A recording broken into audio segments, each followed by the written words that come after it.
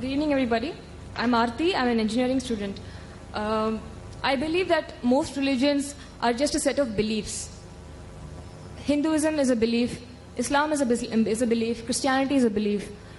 And most major religions like the Islam or the Hinduism or the Christianity have been formed through ages. They have come past through a lot of ages. So they can be a lot of additions and subtractions which can add value to the religion and which can also cause some kind of a demolition to the name of the religion itself. So my question is, why do we have to stick on to few religious books like the Quran or the Vedas to follow a life of our own? Why can't we just take the rights, the positives and the negatives and leave the negatives alone and take the positives of the Quran and take the positives of the Vedas alone and lead a life of good? And no matter what, for example, no matter what the Vedas say or no matter what the Quran says, I believe that a man should have a single wife.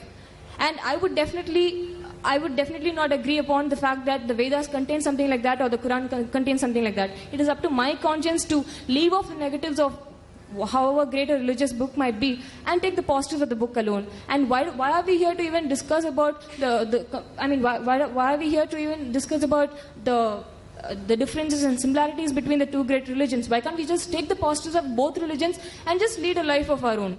That's my question. Sisters asked a very good question. A very good question, a very relevant question. That why should we follow religion? Why Hinduism, why Islam, why Christianity? Why not follow the good things of all? And that's it. Finish. Who will decide what is good, what is bad?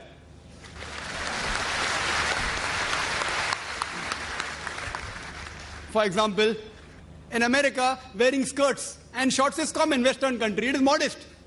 So for there, wearing skirts and shorts is modest. If you wear in Chennai, if a girl walks on the streets with shorts and skirts, you will call it immodest, including you, sister. Even you say she is immodest. So what is modest in America is not modest here. When I went to America a few years back, there was a person who told me that you Indian women, you are immodest. I was shocked. Why? How come Indian women are modest? Because when you wear the sari, you show your belly.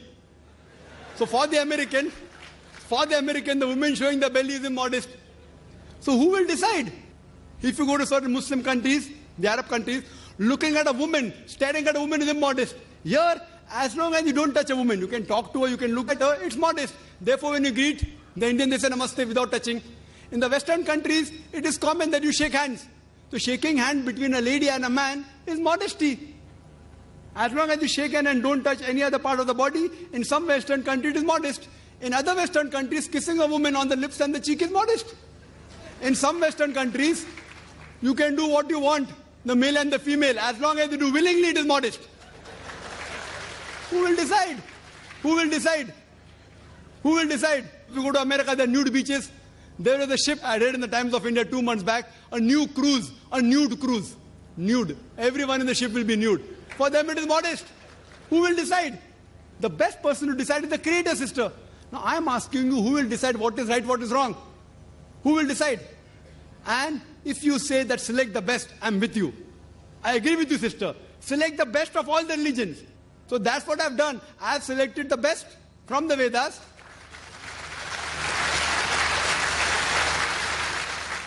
But what is best is not best for you. That's the problem.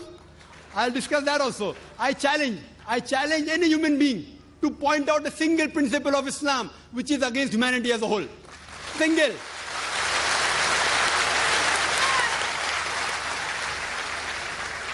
I challenge, I say, I am not speaking on behalf of the other Muslims. I am putting my head on the guillotine.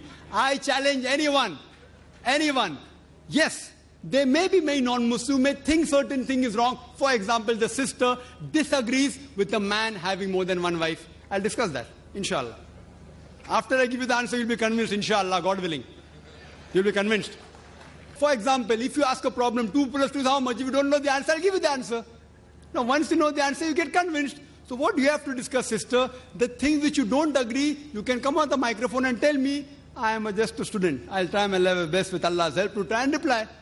Now, though the Vedas say you can marry more than one wife, the Christian Bible says, the Quran says. Now, you don't believe in all of them, no problem. Let's talk about logic. Sister, do you know, by nature, male and female are born in equal proportion? By nature, male and female are born in equal proportion. But if you ask any pediatrician or doctor of the children, he will tell you that the female child can fight the germs and diseases better than the male child. So in the pediatric age itself, there are more male children dying as compared to female children. So in pediatric age itself, there are more females than the males. As life goes on, death due to cigarette smoking, death due to alcoholism, death due to accident, death due to war, more male are dying as compared to female. So today in the world, there are millions of women more in the world as compared to male. Only in some countries, third world countries like India, the female population is less than the male population. You know why? Because of female infanticide. According to a BBC report, according to Emily Beckenin on the program Let Her Die, the topic was assignment. Every day, more than 3,000 fetuses are being aborted in India after they identified that they're females. That means more than 1 million fetuses are being aborted in India every year after they identified they're females. If you stop this evil practice, and according to Tamil Nadu Government Hospital report, this state of yours, that report says out of 10 female born alive, 4 are put to death. Do you say it is right? It is wrong. If you stop this evil practice, even in India, the female population will become more than the male population. In America alone, there are 7.8 million females more than male. In UK alone, there are 4 million female more than male. In Germany alone, there are 5 million female more than male. In Russia alone, there are 9 million female more than male. God alone knows how many millions of females are more than males in the world. Suppose, sister, hypothetical question. Suppose my sister happens to live in America. Or suppose your sister happens to live in America, USA. And the market is saturated. Every man has found a woman for himself. Yet, there will be 7.8 million females who will not find life partners. Now, only option remaining for them, for these females who have got no life partner, is that either marry a man who already has a wife or become public property. You may say, public property? Brother Zakir, such a harsh word. Sister, it is the most sophisticated word I can use. I cannot use a better word.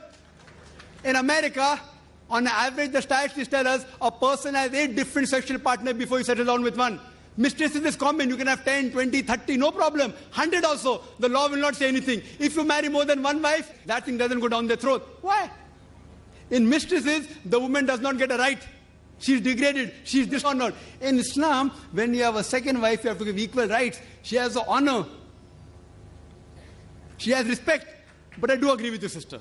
I agree with you that no woman under normal circumstances would like to share a husband with any other woman. I agree with you.